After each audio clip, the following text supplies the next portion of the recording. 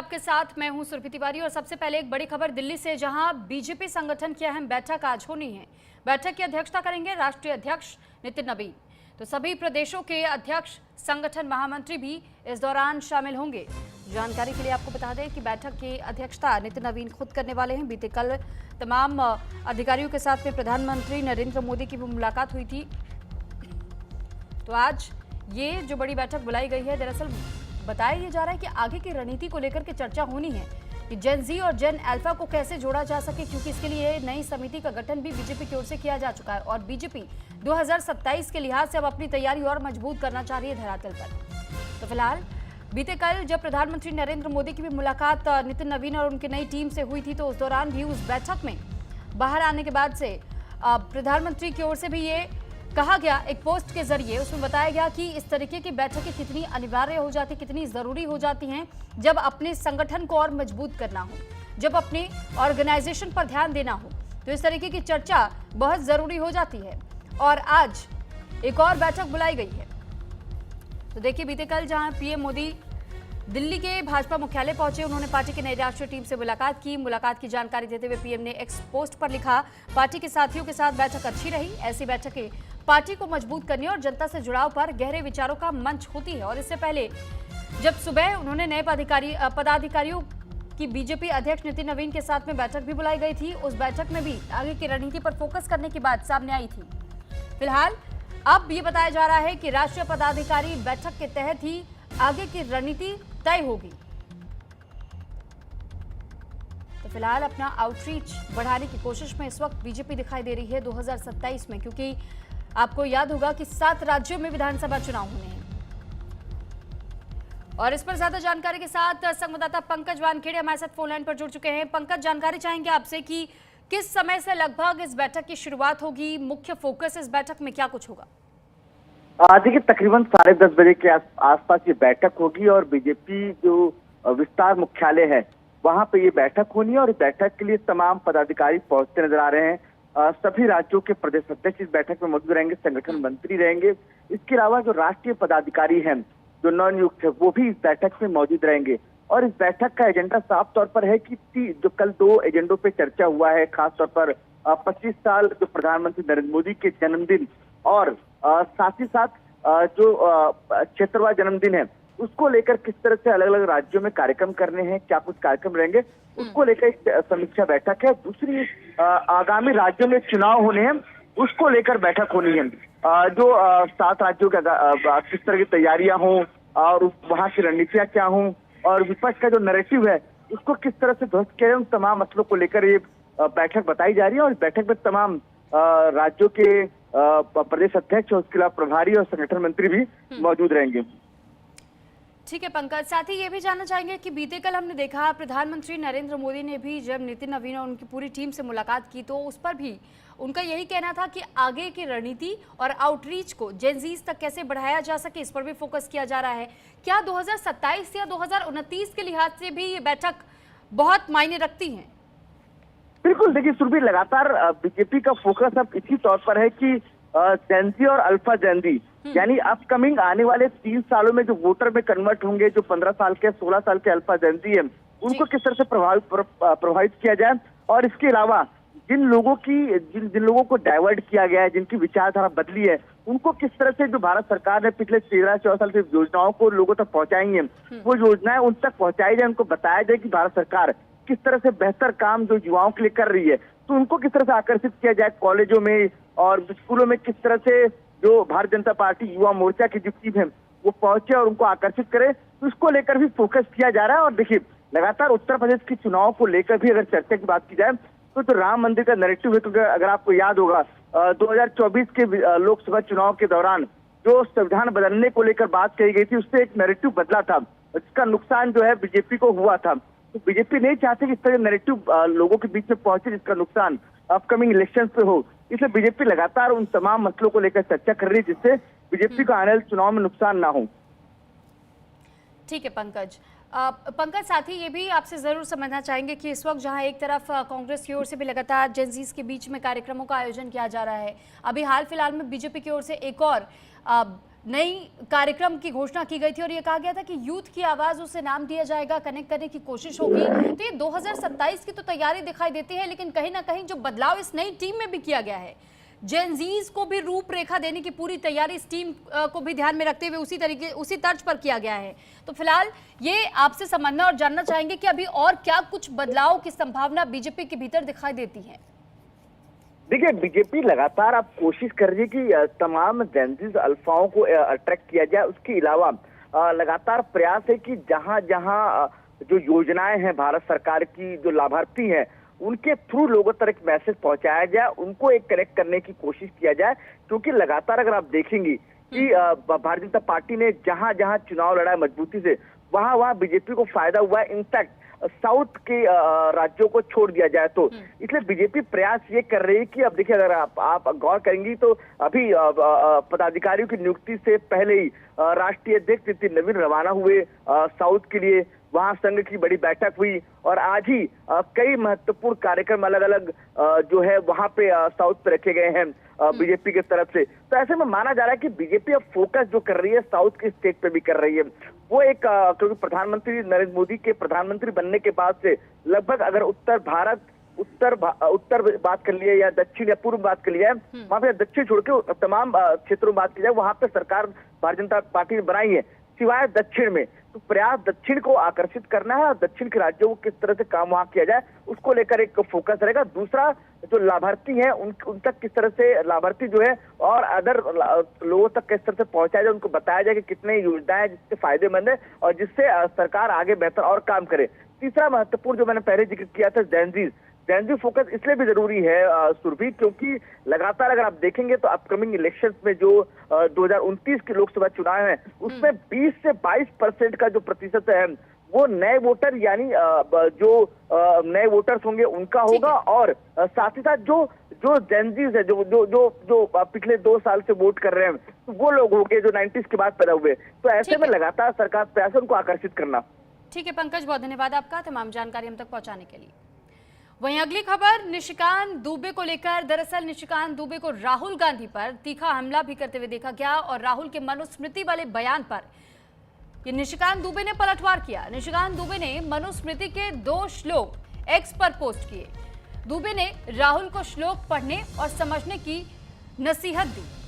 तो फिलहाल ये सलाह उनकी ओर से दी गई है और ये कहा गया है कि पहले मनुस्मृति के 2 श्लोक तो पढ़ ले राहुल गांधी। तो निशिकांत दुबे ने यह पलटवार किया है राहुल गांधी पर।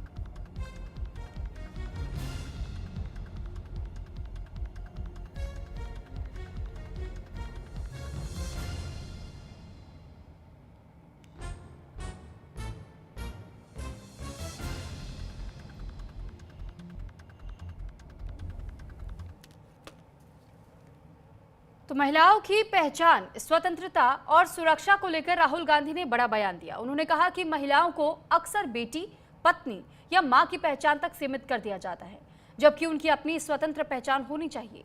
राहुल गांधी ने कहा कि महिलाएं प्रोफेशनल खिलाड़ी, नेता, क्रिएटर और उद्यमी हैं। उन्होंने मनुस्मृति का जिक्र करते हुए महिलाओं की स्वतंत्रता पर भी सवाल उठाए। साथ ही दावा किया कि हिंसा, अवसरों की कमी और आर्थिक बाधाओं के जरिए महिलाओं की तरक्की को रोका जाता है। राहुल ने कहा कि महिलाएं खुद पर विश्वास करें और अपनी पहचान खुद बनाएं।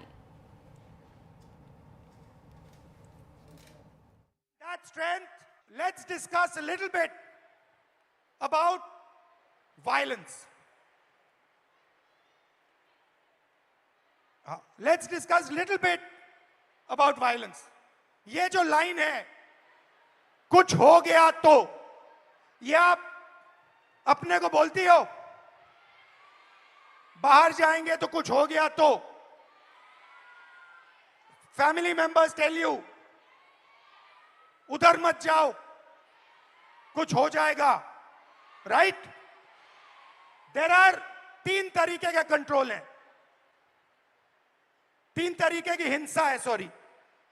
एक तो डायरेक्ट है। मैंने आपको पहली फोटो दिखाई,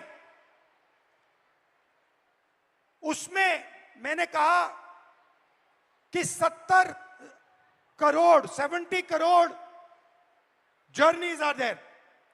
First thing to understand is before they are born, पैदा होने से पहले हर साल 4.5 लाख लड़कियों की हत्या होती है। That is the first violence, पहली हिंसा। दूसरी हिंसा हरासमेंट। इस भीड़ में से 80% लड़कियों को कहीं ना कहीं हरास किया गया है। राइट?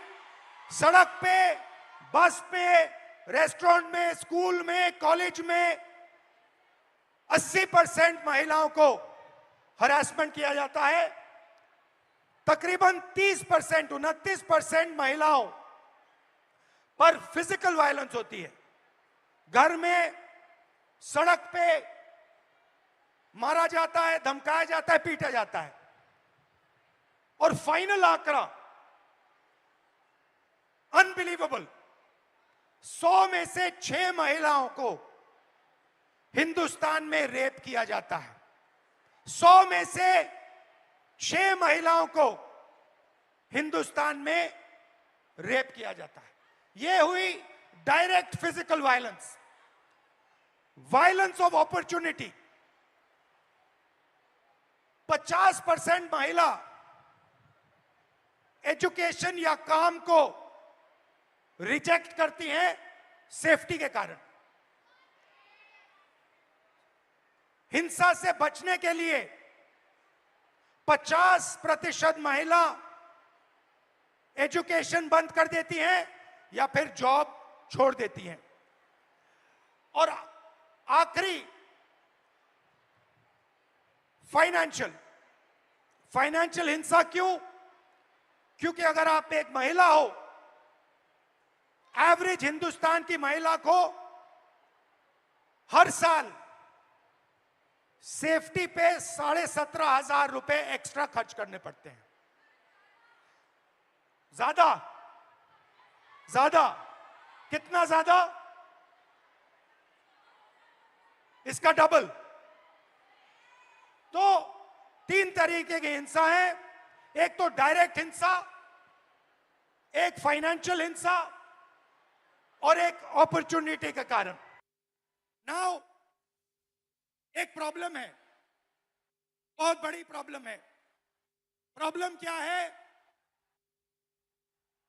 प्रॉब्लम है कि whenever I speak to a man,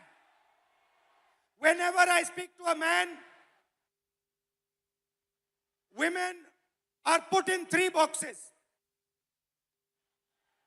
You are either seen as a daughter, as a wife, or as a mother. Now, there is nothing wrong with being seen as a wife, daughter, or mother. Nothing wrong with it. But this cannot be your only identity.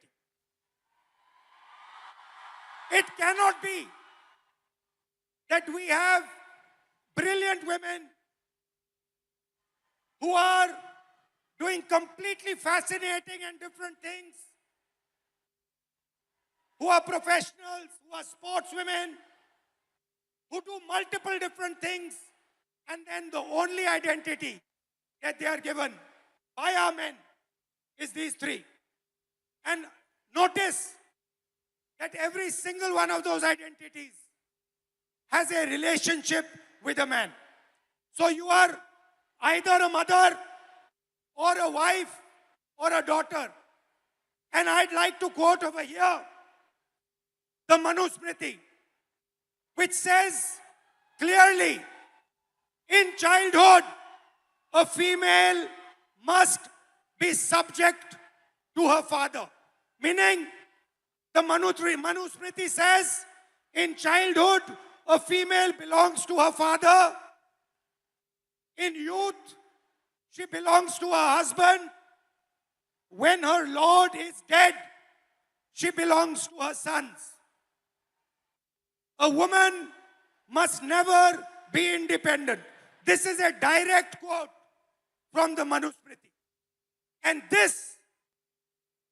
these words are a shame, because these words should never ever have been spoken. The most... Hello, how are you? Hello. the biggest strength of this country is the fact that our women should be independent, should stand for themselves, should believe in themselves. You belong to nobody. You do not belong to anybody except yourself. You have a relationship with your father. You have a relationship with your brother.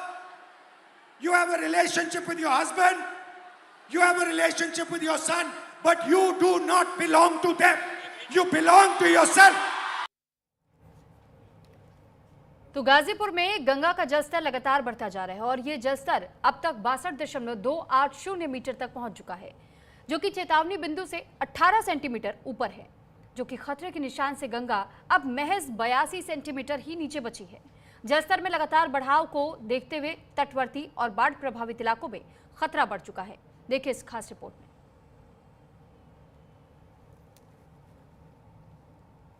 Shri बाबा जागेश्वर नाथ जी घाट पर है, जिसे गोला घाट भी कहते हैं। यह वही घाट है जहां केंद्रीय जल आयोग का मीटर गेज लगा हुआ है, जिनसे लगातार गंगा के जलस्तर को नापा जाता है। वर्तमान समय में गंगा का जलस्तर 62.28 सेंटीमीटर है, जो कि खतरा बिंदु से महज थोड़ी सी ही नीचे है और चेतावनी बिंदु से ऊपर है। हालांकि 24 घंटे पूर्व गंगा के जलस्तर में लगातार बढ़ोतरी हो रही थी और गंगा के जलस्तर के बढ़ने की रफ्तार 2 से 5 सेंटीमीटर प्रति घंटे थी, लेकिन वर्तमान समय में गंगा की बढ़ोतरी में गिरावट आई है, जो कि अब पिछले 12 घंटे से 1 सेंटीमीटर प्रति घंटे की रफ्तार से बढ़ रहा है।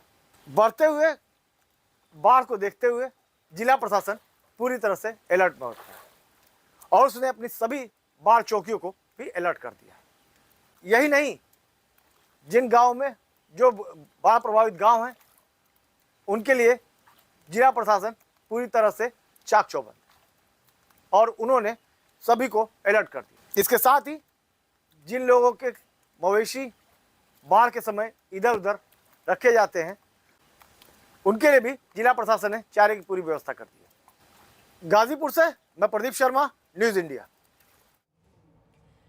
कानपुर देहात में सुरक्षा एजेंसियों का एक्शन देखने को मिला है। भाई और बहन को एटीएस ने हिरासत में ले लिया है। देश विरोधी गतिविधियों में शामिल होने का शक था, जिस बिना पर अब इन्हें हिरासत में लिया जा चुका है और अब पूछताछ की जा रही है। पाकिस्तान कनेक्शन की आशंका भी जताई जा रही है। कानपुर देहात में बुधवार को हुई सुरक्षा और खुफिया एजेंसियों की अचानक कार्रवाई से हड़कंप मच गया। अकबरपुर कोतवाली क्षेत्र के 12 गांव में दिल्ली से पहुंची सुरक्षा एजेंसियों ने छापेमारी कर एक सगे भाई बहन को हिरासत में लिया और पूछताछ के लिए अपने साथ दिल्ली ले आई। हिरासत में लिए गए भाई की पहचान बाकर और बहन की पहचान उरूज फातिमा के रूप में बताई जा रही है। दोनों पर देश विरोधी गतिविधियों में शामिल होने के शक और पाकिस्तान कनेक्शन की आशंका के चलते जांच किए जाने की बात सामने आई है। हालांकि अभी तक पुलिस या किसी सुरक्षा एजेंसी की ओर से आरोपों की आधिकारिक पुष्टि नहीं की गई है। सूत्रों के मुताबिक जांच एजेंसियों को दोनों के मोबाइल फोन और डिजिटल गतिविधियों से कुछ संदिग्ध चैट मिलने की जानकारी जरूर है। साथ ही कुछ वित्तीय लेन देन भी जांच के दायरे में बताए जा रहे हैं। एजेंसियां ये पता लगाने में जुटी हुई हैं कि दोनों किन लोगों के संपर्क में थे और पाकिस्तान में मौजूद लोगों से उनका किस तरह का संपर्क था। बताया जा रहा है कि 12 गांव के कई लोगों के रिश्तेदार पाकिस्तान में रहते हैं और वहां रह रहे कुछ लोगों की जमीन भी 12 गांव में मौजूद है, जो अब शत्रु संपत्ति घोषित हो चुकी है। कार्रवाई के बाद स्थानीय स्तर पर भी हड़कंप मच गया। खास बात यह रही कि कार्रवाई की जानकारी स्थानीय पुलिस को भी काफी देर से मिली। बाद में एटीएस कानपुर यूनिट के जरिए कानपुर देहात पुलिस को कार्रवाई की जानकारी दी गई। फिलहाल सुरक्षा एजेंसियां डिजिटल साक्ष्यों और संपर्कों की गहन जांच कर रही है। अधिकारियों का कहना यह है कि जांच पूरी होने से पहले किसी निष्कर्ष पर पहुंचना उचित नहीं होगा। अब नजर इस बात पर है कि जांच में क्या तथ्य सामने आते हैं। दरअसल ये पूरा मामला बुधवार को सुबह तकरीबन 6:30 बजे 3 गाड़ियों से करीब 10 लोग 12 गांव जब पहुंचे, ये मामला तब सबके सामने आया और घर में दाखिल हुए और इसके बाद उन्होंने बहुत जानकारी नहीं दी, लेकिन इस आधार पर यह जरूर बताया गया है कि फिलहाल 2 लोगों को यानी कि एक भाई बहन को हिरासत में लिया गया है, उनसे पूछताछ की जा रही है और पता लगाने की कोशिश की जा रही है कि क्या इनका वाकई किसी प्रकार का कोई संपर्क पाकिस्तान से जुड़े हुए कुछ लोगों के साथ में है या नहीं है। क्योंकि जो अब तक जानकारी मिल रही है, बताया जा रहा है कि 12 गांव में कई ऐसे परिवार हैं जिनके रिश्तेदारों के पाकिस्तान में होने की जानकारी है। तो इसी आधार पर अब आगे जांच भी की जा रही है।